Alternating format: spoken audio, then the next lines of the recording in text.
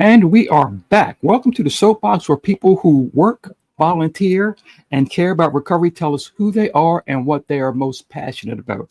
My name is Richard Jones, and I represent parentingyourchildinrecovery.com and my home website, secondstars.com. That's number two, NDSTARTS.com. My special guest today, and we'll talk about that later, why she's so special. My special guest today is Yolanda L Reynolds. Start off talking about Yolanda. Yolanda is a woman of many hats, and I want to start with the personal stuff first. She's a wife, a mom, and a daughter, a sister, a cousin, and a friend. But for our purposes, she runs the Facebook group Mothers of Incarcerated Children. Also, your group, we'll talk about that. Shoulders for Mom. I want to get into that with you. And also, we'll get this in the projects part, but I also want you to talk about your actual other endeavor, notary now, PGH. Is that it? Yes. Okay, so we'll definitely talk about that. So Yolanda, first thing I like to do is tell everybody, just give me that Cliff Notes version of Yolanda. Give us an idea of who you are, so we can get this conversation started. So as you had already mentioned, I am a woman of many hats. Wife, mom, daughter, grandma, all of those things. But the purpose of me coming here today is because I am the creator and founder of Mothers of Incarcerated Children, which is a online support group for parents who have incarcerated children and who are navigating the system and just need to feel supported in their journey with their child during their period of incarceration. Okay. What about any other personal stuff you would like to share with us? Tell Okay, so us about Yolanda. you mentioned about I am a small business owner. Mhm. I own Notary Now PGH, which is a mobile notary public company. And what I do is I travel to people in order to get their documents notarized. So they don't have to come to me. I don't allow people in my home office. So I travel out to my clients to complete their Oh, okay. documentation. Yeah. All right. Good, good. Before we move on, just want to tell everybody that when we publish this, is in the show notes, be very important, because we'll have sections where you can contact Yolanda when you hear something that speaks to you. We give you a chance to contact her, learn about her projects that's coming up, and just get more in touch with her. I think that we're going to hear some things that you find enlightening, especially with the people and the groups that we're talking about. We have very similar interest in that manner. You Yeah. from a different angle than myself, but very, very similar interest. Uh, Also, remember that for parents of young adults between 17 and 24 who are at risk, drugs and alcohol, trouble with the law, there's a unique approach that you can look on Second Starts and talk about. We'd be happy for you to check that out. And if you're a practitioner or a counselor or a therapist and you want to partner with a unique approach, please look on there and we'll be happy to talk to you about it. And it's going to be all in this vein too. So Yolanda, without any more messing around, I want to put you up on what I call the soapbox. And we're going to talk Okay. about these issues that are near and dear to you. And I want to get your opinion and your insight, because for the groups that you run and for what you personally have been through, your insight is way past valuable. So hope we can get in that. First of all, talk to me about early intervention, your mindset on that. My mindset on early intervention is that it is a must. Okay. So I knew before my son turned 1 year old that he moved differently from my oldest child. However, the professionals would not listen to me until he was 5 years old in kindergarten. And by that time, by my own personal counts, I feel like it was too late. Um, I wish they would have listened to me as his parent, as his mother, the person who was around him 24/7, that something is different about my child. But I was ignored until I was backed by the All right. school. And I think that was detrimental to his future and well-being. So Okay. I believe parents, if they notice something, speak up and speak up and speak up until somebody actually listens to you. Because another thing that I've noticed too is parents are often in denial of Mhm. how their child is moving. And that doesn't affect you as a parent. It affects your child and their future. And so they need help as early as possible. So early intervention is a crucial, crucial matter into getting some things rectified before they reach a level of can't come back from. Okay, and you took me by surprise with that, because when you said early intervention, I didn't even think that you were going to go back that far. But that I find that interesting. I find it very interesting. I vividly remember. My son is 24 years old today, and I just vividly remember, like I said, before he was even 1 year old, he just was moving differently. And I was a young mom at that time, but um, I knew that he was moving different. Okay, all right. Talk to me about advocacy and support, as far as what you think about that. Talk to me about that. So, advocacy and support. I've been told that what I do is advocacy, but I don't see it that way because Okay. I'm not on the front lines with a picket sign saying this and saying that. However, I can see how it is interpreted as advocacy because I am advocating for the mothers to Mhm. speak up, to refuse to sit in silence because their child is a defendant in a criminal hearing. Um, you still matter. You still matter. And I know during these times when the kids are committing the crimes and doing all of the things, the number one question that society has is where was their mom? It's not even dad. Where was their mom? Well, guess Right. what? I was right there. I was right there. I taught them. I told them. I instilled the morals. I instilled the values. But there is no control over the individuality of the individual. Um, but people always say that to me, don't feel guilty, don't feel guilty. And I hate when they say that. I don't feel guilty. And so I encourage other parents and mothers, do not assimilate yourself with the guilt. It's not Hmm. yours, okay? It is not yours. And so it's not good for your mental health or your overall well being to accept your child's actions as your own. So that's my take on it. I know I do Okay. not feel guilty for what he's being accused of. Any suggestions for the mothers and the parents who are needing to cross that bridge? In other words, there is a good you make a good point and good thoughts for why they shouldn't feel guilty, but yet some of them are still stuck in that. Anyway, is there any advice you can give for them to help cross that bridge into, you know, taking stock in all that they have done? Yes, seek professional help. Okay. Seek professional help. Talk through it. I know a lot of moms, and I'm saying moms because the support from fathers and dads. I don't know the statistics on it. I don't know the numbers, but from what I see firsthand, it's not many. And this issue mostly affects the moms, but seeking professional help. I know a lot of moms have spiraled into depressions, just overly anxious, have had to get on medication. Um, but at the end of the day, it's to help them through the journey. And so, just again, sitting in silence, keeping that all within, keeping that all on their own shoulders, and feeling like nobody understands and things like that. That's how it exists. Okay. Support exists. Seek out support. Seek out. Just don't suffer in silence. That's my big. Okay. All right.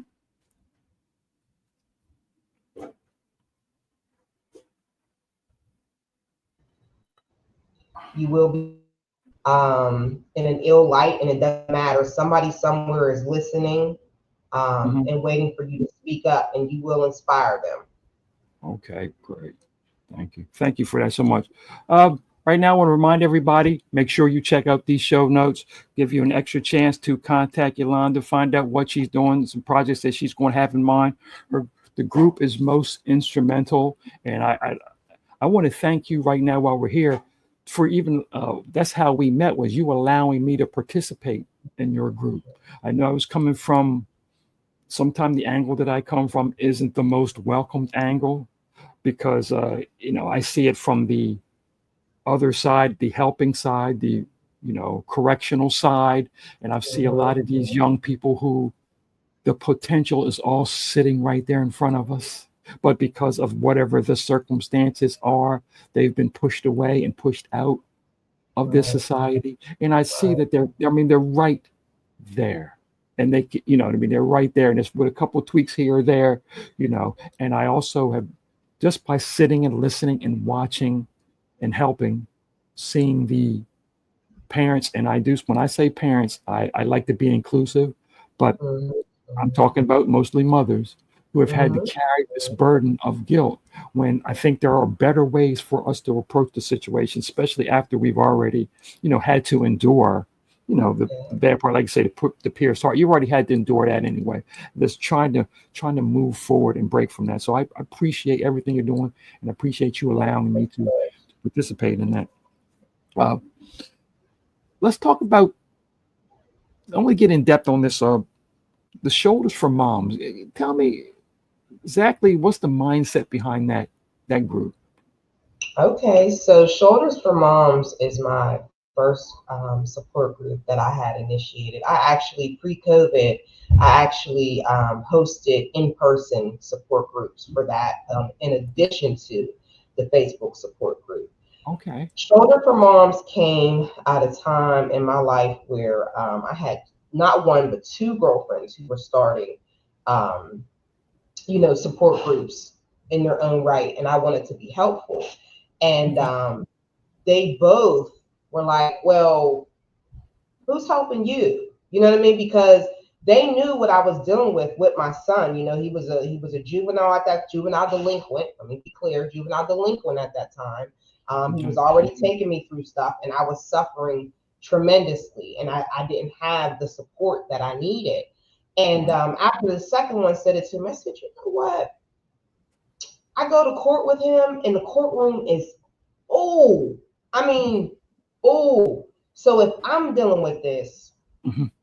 there has to be other parents dealing with this, okay?" Yes. And so Yes. that's what got that group started. And so it basically is what it is, a shoulder for a mom to lean on, to cry on, to rely on, to be supportive on, and things of that nature. And so that came from, so when I said that my son, I wasn't listened to until he was in kindergarten, because that's when the diagnoses came into play. That's when Okay. the visits came into play, the psychiatry, the therapeutic staff support, the behavioral staff support. And while a lot of people debunk, ADHD and things of that nature, Hmm. for a parent who lives that, Hmm.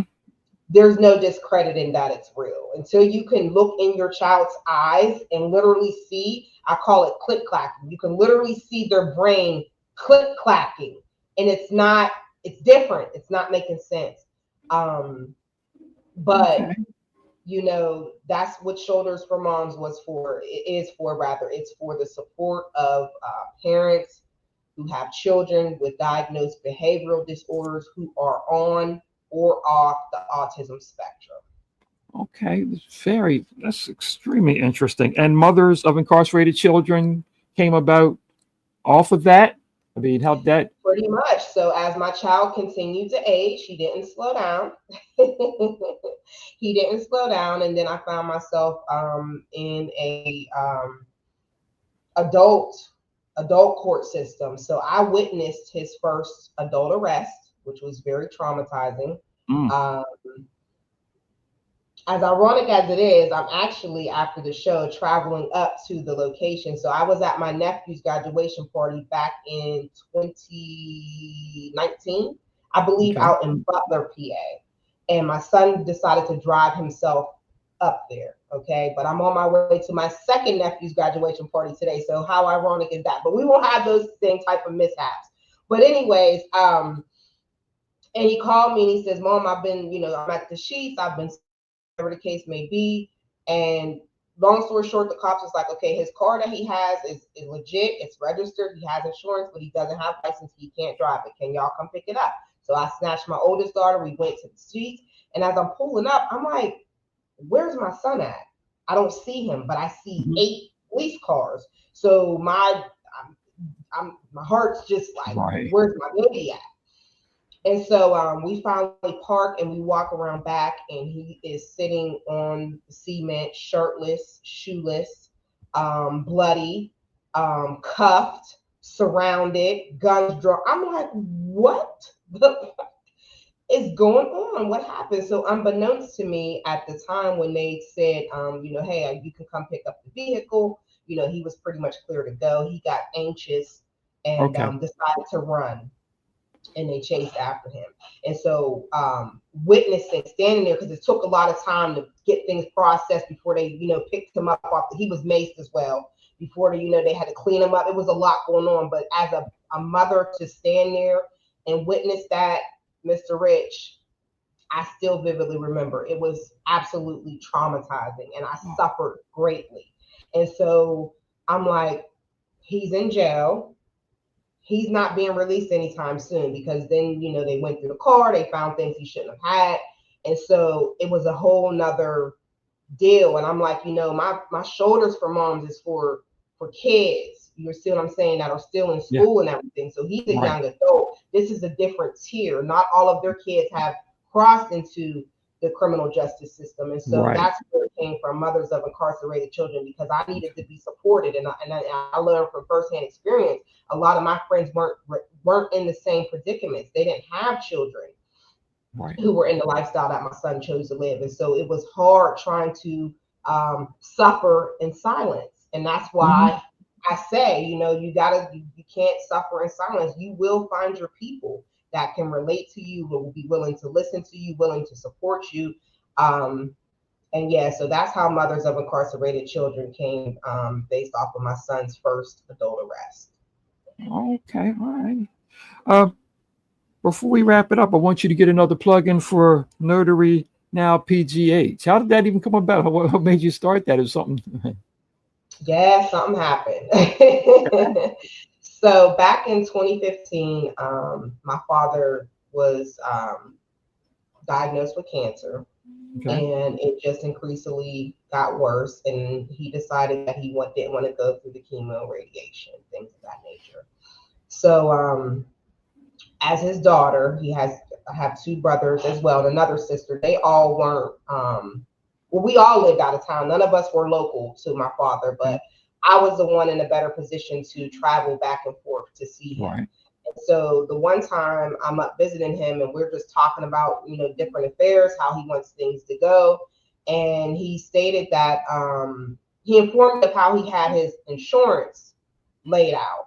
And I said, well, Dad, that doesn't make much sense. I said, because, unfortunately, I'm the most responsible child that you have. And if I'm assuming that I'm going to be the one, standing up to this, and I have to, get the affairs in order. I said, so this order has to be changed. And he said, I didn't think about it. He just simply listed his kids from oldest to youngest.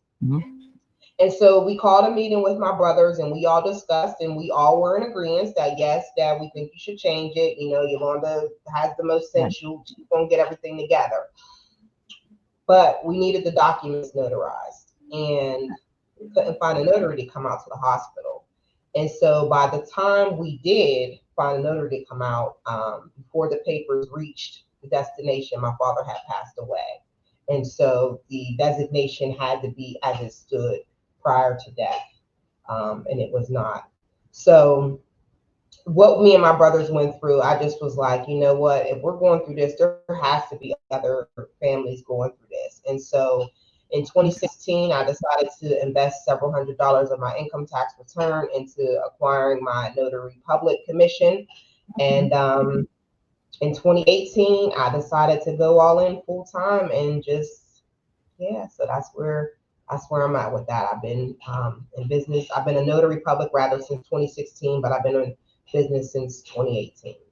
Okay, and that I tell you, I've been in that position before, and I've had to literally hunt down a notary, hunt down, So I can appreciate that. I can appreciate that. I'll remind everybody again, last call. Check those show notes out. Talk about Yolanda. We'll talk more about this. We're going to try to extend this after we're off of this and other times. I'm going to be trying to talk Yolanda into other projects. Hopefully you'll hear. Hopefully you'll hear about that. But so remember, parenting your child in recovery. If you have a young adult, we basically specialize in first and second time offenders. So take a look at that if you're having any trouble with a young person and you want to look at a different approach, or an approach that works with, because being a nurse, 35-year nurse, I do believe in working with the other disciplines, and I do believe in professional help. Some people don't. I do believe in professional help. I believe in working with professional help to strengthen the assets that you have. So I want to say that, Yolanda, I want to thank you so much. We're going to be putting this on YouTube. Second Starts YouTube, Parenting Your Child in Recovery YouTube. Yolanda, I hope you spread this out on your message, because we want to just do anything to strengthen your group. What you're doing to me means everything. It's what you're talking about is the reason why I even do what I do. Just having to witness and see and feel people going through that. It was like, I've got to be able to do something. I've got to be able to do something to help this. This is this pain is, It's this deep. is too much. It's too much. I just would like to add, Mr. Rich, for the people and those watching, while I am based out of Pennsylvania, my support group is national. I also have international parents. Okay, great. In my group as well. So, don't think that you have to be from a certain area. Again, there's one common denominator here. We're all rowing in the same boat. And I also would like to thank you, Mr. Rich, for the opportunity to give me the platform to speak about what it is that I do, because like I was saying in the beginning about advocacy and stuff, I'm real low key with it, and I like to work behind the scenes with things. And so I appreciate you for taking notice and understanding and realizing, like, hey, her mission needs to be put on the front and Most center. definitely. So I appreciate you for recognizing that and Most giving definitely. me the time to do that. I really do. Extremely important. The whole mindset that you have is extremely important, and I want to expand on that, because this when we can do that, when we can ease the pain, we can also, now when people's pains ease, I feel like that also open up their eyes to see other things and accept other help. Once we can take that, so much that pain off their back. So that's I appreciate that. Yolanda, thank you again. And I want to thank everybody for being with us. And I'm going to speak for Yolanda here, but in closing, I want to say, let's remember to get out there and help somebody get better, help somebody stay better, and help somebody be better. I'm Richard Jones, RN. It's Yolanda, and we will see you next time on the Soapbox. Thank you. Peace.